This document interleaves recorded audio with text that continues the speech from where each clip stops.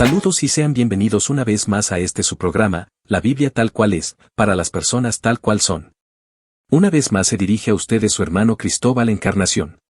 Como ya sabrán, me congrego en la Iglesia Evangélica Pentecostal La Luz de Dios Monte Sinaí, mi amado pastor Bernardo Pérez. Para el día de hoy, querido oyente, estaremos estudiando el capítulo 2 del libro de Génesis. Pero antes de empezar, y como de costumbre, iniciemos con una oración. Padre eterno, Dios de vida y de poder, mira que nos encontramos el día de hoy en este programa, para estudiar el capítulo 2 del libro de Génesis. Te pedimos que nos ayudes a entender las verdades que nos quieres enseñar a través de tu palabra, ayúdanos a entender que somos creación tuya, y que como nuestro Dios y Creador debemos adorarte. Esto te lo pedimos en el nombre de tu Hijo Cristo Jesús. Amén. Bien, querido oyente, para iniciar con el programa de hoy, vamos a repasar algunos puntos que consideramos importante resaltar del programa anterior. Repasemos los días de la creación. Ya habíamos resaltado que nosotros entendemos que se nos narra una creación en 7 días y no 7 periodos indeterminados de tiempo. Por lo que, pasemos a ver los días de la creación. En el primer día, Dios creó la luz, separando la luz de la oscuridad y estableciendo el día y la noche. En el segundo día, Dios creó la expansión que separa las aguas, formando el cielo. En el tercer día, Dios reunió las aguas para formar mares, dejando tierra seca, y creó la vegetación. En el cuarto día, Dios creó el sol, la luna y las estrellas para gobernar el día y la noche, y para marcar las estaciones, días y años. En el quinto día, Dios creó peces y aves para llenar las aguas y el cielo. En el sexto día, Dios creó animales terrestres, y finalmente, al hombre y a la mujer, encargándoles el cuidado de la tierra y dándoles la capacidad de comunicarse con él. Y en el séptimo día, Dios descansó, declarando que todo lo que había hecho era muy bueno. Ahora veamos lo que aprendimos en el capítulo 1 del libro de Génesis. Lo podemos dividir en lo que aprendimos de Dios, lo que aprendimos de nosotros mismos como seres humanos, y el valor que tiene la vida y dignidad humana. Comencemos con lo que aprendemos de Dios. El relato de la creación nos enseña varias lecciones importantes sobre Dios, entre las cuales podemos resaltar. 1. Creatividad divina. Dios es un ser inherentemente creativo, capaz de diseñar un universo vasto y complejo. 2. Distinción creador-creación. Como creador, Dios es distinto y separado de su creación, lo que subraya su supremacía y singularidad. Y 3. Eternidad y soberanía. Dios es eterno, existiendo antes de la creación del tiempo y el espacio, y tiene control absoluto sobre el mundo. Continuemos ahora con lo que aprendemos de nosotros mismos. La creación también nos enseña sobre nuestro lugar en el universo. Los seres humanos tenemos un valor intrínseco, dado que Dios decidió crearnos, somos valiosos y significativos ante sus ojos. También podemos resaltar la importancia de la raza humana. La humanidad tiene un papel destacado y único en el orden creado, siendo considerada más importante que los animales. Y para terminar, veamos lo que es el valor y la dignidad humana. El hecho de que Dios nos haya creado confiere a las personas un sentido de valor y dignidad que trasciende las circunstancias mundanas. Nuestro valor no se basa en posesiones materiales, logros, atractivo físico o reconocimiento público, sino en la verdad fundamental de que hemos sido creados a imagen de Dios. Este conocimiento nos permite tener una autoestima positiva y nos recuerda que cada persona tiene un valor intrínseco dado por Dios. Como pudimos ver, querido oyente, es mucho lo que se puede aprender de un solo capítulo de la Biblia, y más en el libro de Génesis, ya que en este se nos introducen muchos de los temas que estaremos viendo a lo largo de toda la Biblia.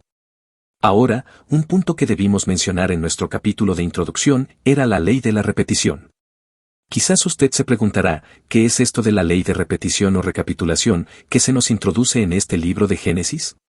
La ley de repetición o recapitulación es un recurso literario utilizado en la Biblia para enfatizar y detallar ciertos eventos claves. Este principio es evidente en el libro de Génesis, particularmente entre los capítulos 1 y 2. Esto lo podemos dividir en los siguientes puntos. 1. Resumen general en Génesis 1. En Génesis 1, encontramos una descripción general de la creación.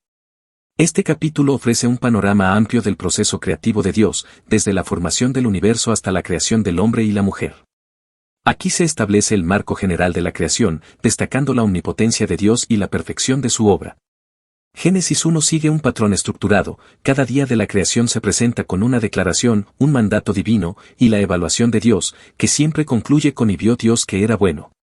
2. Recapitulación y detalle en Génesis 2. Génesis 2 Por otro lado, no repite simplemente lo que se dijo en Génesis 1. Más bien, actúa como una expansión y profundización de ciertos aspectos del relato de la creación. Aquí se destaca especialmente la creación del hombre y la mujer y su relación con el entorno creado. Este capítulo proporciona detalles que no se encuentran en el resumen general de Génesis 1. Resaltemos estos detalles claves del capítulo 2 del libro de Génesis. 1. Formación del hombre. Génesis 2:7 describe cómo Dios formó al hombre del polvo de la tierra y le dio aliento de vida. Este relato enfatiza la relación personal y directa entre Dios y el hombre, contrastando con el resumen más impersonal de Génesis 1:26 y 27. Aquí, la formación del hombre es un acto íntimo y detallado, revelando cómo Dios modeló al hombre con su propia mano. 2. Creación de la mujer. Génesis 2:21 y 22 narra cómo Dios creó a la mujer a partir de una costilla de Adán. Este detalle subraya la igualdad y la complementariedad entre hombre y mujer y proporciona un contexto para su relación. En Génesis 1, la creación de la mujer es mencionada de manera más general, pero en Génesis 2 se exploran los detalles de cómo y por qué se hizo esto. Y 3. La ubicación del Edén y el propósito del hombre. Génesis 2 ofrece información sobre el jardín del Edén, su ubicación, los árboles presentes y la tarea que Dios le dio al hombre para que lo trabajara y lo cuidara.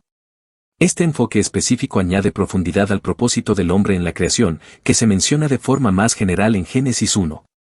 Ahora hablemos de la importancia de la ley de la recapitulación. La recapitulación en Génesis 2 no solo repite los eventos de Génesis 1, sino que ofrece una perspectiva más rica y detallada. John MacArthur, en su Biblia de estudio, señala que esta técnica permite una comprensión más profunda de la creación, especialmente en lo que respecta al papel y la responsabilidad del hombre. Gracias a esta ley, podemos resaltar que en el capítulo 2 de Génesis se nos presenta una relación más personal, mientras que Génesis 1 proporciona una visión general. Génesis 2 se centra en la relación íntima y personal entre Dios, el hombre y la mujer, y su entorno. Este enfoque detallado ayuda a comprender mejor el propósito divino y el orden establecido por Dios. También hace más fácil entender las enseñanzas teológicas, la repetición y el detalle subrayan la importancia de ciertos aspectos teológicos, como la dignidad del ser humano, su responsabilidad y su relación con la creación. Esto también refuerza la comprensión de que cada detalle en el relato de la creación tiene un propósito y un significado divino. Ahora, usted se estará preguntando, ¿por qué le llamamos ley de repetición o ley de recapitulación, si es algo exclusivo del libro de Génesis, por ende, no tiene por qué llamarse ley? Bueno, querido oyente, es que esta ley no solo se aplica en el libro de Génesis. Mientras avanzamos en nuestro recorrido por este programa, usted notará que esta ley también aparece en el libro de Deuteronomio, así también como en los libros de Crónicas. Querido oyente, le aseguramos que usted verá la aplicación de esta ley varias veces en la Biblia. Pues bien, comencemos con el estudio del capítulo 2 de este maravilloso libro de Génesis. Leamos una vez más los versículos del 1 al 3. Fueron, pues, acabados los cielos y la tierra, y todo el ejército de ellos. Y acabó Dios en el día séptimo la obra que hizo, y reposó el día séptimo de toda la obra que hizo. Y bendijo Dios al día séptimo, y lo santificó, porque en él reposó de toda la obra que había hecho en la creación. Vemos que, en esta porción bíblica, se nos introduce un tema que a menudo olvidamos en medio del ajetreo diario, el descanso. Vivimos en un mundo que parece estar siempre en movimiento, con una agenda interminable y poco tiempo para nosotros mismos. En este frenético ritmo de vida, es fácil olvidar que el descanso no solo es necesario, sino que es un principio divino. Dios mismo demostró la importancia del descanso al crear el mundo en 6 días y luego descansar en el séptimo. Si Dios, el creador de todo lo que existe, necesitó reposar, ¿no deberíamos nosotros también hacerlo? En el Evangelio de Marcos, encontramos un ejemplo claro de este principio cuando Jesús y sus discípulos se embarcaron en una barca para escapar de la presión de la multitud. En Marcos 6, 31-32, Jesús les dice, «Venid vosotros aparte a un lugar desierto, y descansad un poco». Aquí, Jesús nos muestra que el descanso es crucial para recuperar fuerzas y prepararnos para el servicio que nos espera. En la creación, Dios bendijo el séptimo día y lo apartó como un día santo. Este acto no es un capricho, sino una ordenanza divina que se refleja en los 10 mandamientos. Véase el libro de Éxodo en su capítulo 20, versículos del 1 al 17. La Biblia nos dice que Dios concluyó su obra y descansó, no porque estuviera cansado, sino para establecer un modelo para nosotros. Génesis 2:2 nos dice que Dios acabó su obra y reposó. Este descanso no es solo un cese de actividad, sino una forma de santificar el tiempo. El sábado, o el día de reposo, fue instituido para que pudiéramos seguir este ejemplo y encontrar un equilibrio entre trabajo y descanso. Jesús dijo en Marcos 2:27 que el día de reposo fue hecho por causa del hombre, subrayando que el reposo es para nuestro beneficio. Aunque el sábado fue un día sagrado bajo la ley de Moisés, la iglesia primitiva comenzó a celebrar el primer día de la semana para conmemorar la resurrección de Cristo, véase el libro de Hechos en su capítulo 20, a la altura de su versículo 7. Mientras que en la carta a los Colosenses capítulo 2 verso 16, aclara que las leyes ceremoniales del sábado ya no tienen un lugar en el nuevo pacto, pero el principio del descanso sigue siendo relevante. Así que, queridos oyentes, en medio de nuestras ocupaciones diarias, recordemos el valor del descanso. Sigamos el ejemplo divino y apartemos tiempo para refrescarnos, tanto física como espiritualmente. El descanso no solo nos prepara para servir mejor, sino que también nos recuerda la necesidad de balance en nuestras vidas. Continuemos con los versículos del 4 al 7, donde podemos leer.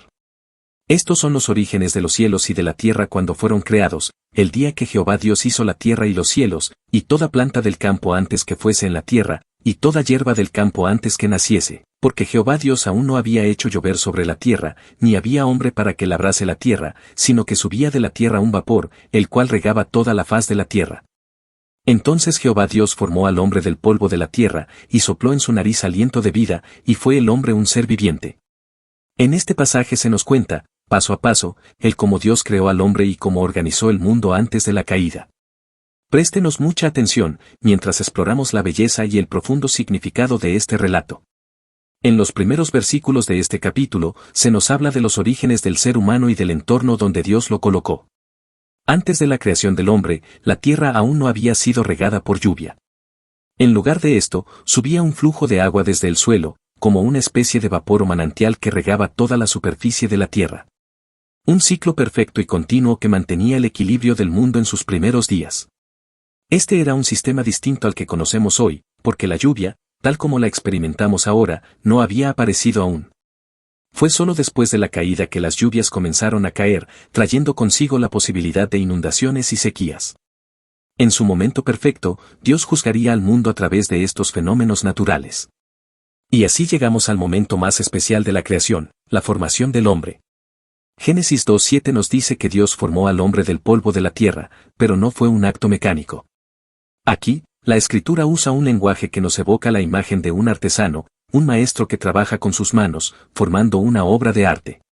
Con amor y detalle, moldeó al hombre, pero no se quedó ahí. Dios, en un acto íntimo y personal, sopló en su nariz el aliento de vida, y ese ser de barro se convirtió en un ser viviente. Esto es increíble, querido oyente. Nos recuerda que, aunque estamos hechos de los mismos elementos que encontramos en la Tierra, como el oxígeno, el calcio, el sodio, el potasio, el magnesio, el hierro, entre otros minerales, nuestra verdadera esencia proviene del aliento de Dios. Sin ese soplo de vida, nuestro cuerpo es solo una cáscara inanimada. Y cuando Dios retira su aliento, volvemos al polvo de donde venimos. Aquí es donde encontramos el valor del ser humano. No en los elementos químicos que componen nuestro cuerpo, sino en la vida que Dios nos da. Muchos se jactan de sus habilidades, de sus logros, creyendo que todo proviene de ellos mismos. Otros, lamentablemente, se sienten menospreciados porque piensan que no destacan en comparación con los demás. Pero la verdad es que nuestro verdadero valor no está en lo que hacemos, sino en el hecho de que Dios ha decidido darnos el regalo de la vida. Él valora nuestra vida, y nosotros deberíamos hacer lo mismo. Este relato del capítulo 2 de Génesis, que nos da los detalles de lo que sucedió en el sexto día de la creación, no es una fábula ni un mito, como los que escuchaban las antiguas culturas paganas.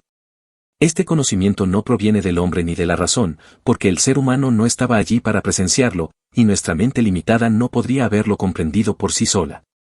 Como dice en la carta a los Hebreos en su capítulo 11 versículo 3, es por la fe que entendemos que el universo fue creado por la palabra de Dios. Así que, queridos oyentes, al reflexionar sobre estos eventos, recordemos que no somos simplemente seres de polvo, sino seres vivientes con un propósito divino. Nuestra vida es un regalo, un milagro del Creador, y cada día es una oportunidad para vivir en gratitud y en comunión con Él. Continuemos con los versículos del 8 al 14, donde podemos leer. Y Jehová Dios plantó un huerto en Edén, al oriente, y puso allí al hombre que había formado. Y Jehová Dios hizo nacer de la tierra todo árbol delicioso a la vista, y bueno para comer, también el árbol de vida en medio del huerto, y el árbol de la ciencia del bien y del mal.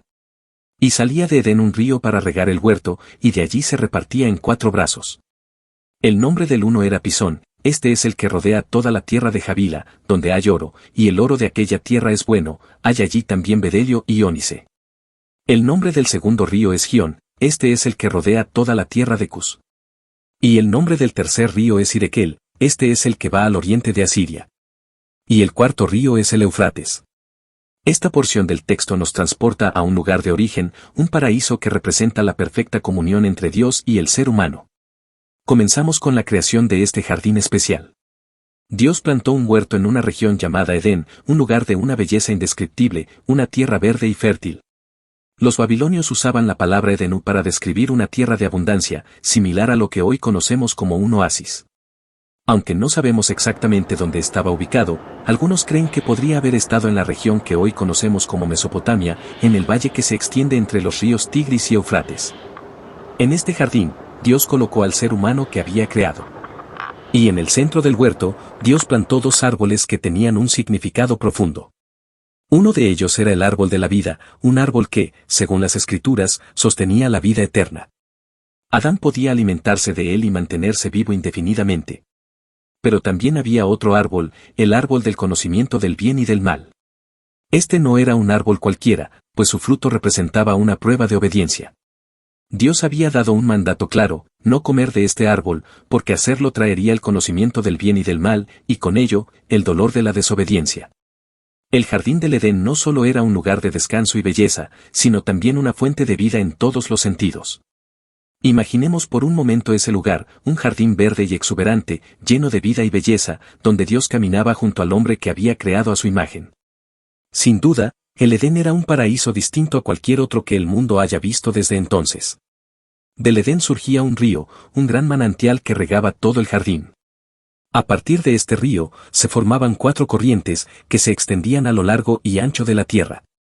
El primero de estos ríos era el Pisón, que rodeaba la región de Javila, una tierra rica en oro y otros recursos valiosos como el bedelio, una resina preciosa. El segundo río era el Gijón, que, según algunos, fluía por la tierra de Cus, lo que hoy podría ser la región de Etiopía. Luego estaba el Tigris, también conocido como Hidekel, que corría al este de la antigua Asiria, y finalmente, el cuarto río, el Eufrates, que, al igual que el Tigris, fluía por el corazón del valle de Mesopotamia. Estos ríos simbolizaban la provisión divina que fluía del Edén hacia todo el mundo, llevando vida y abundancia.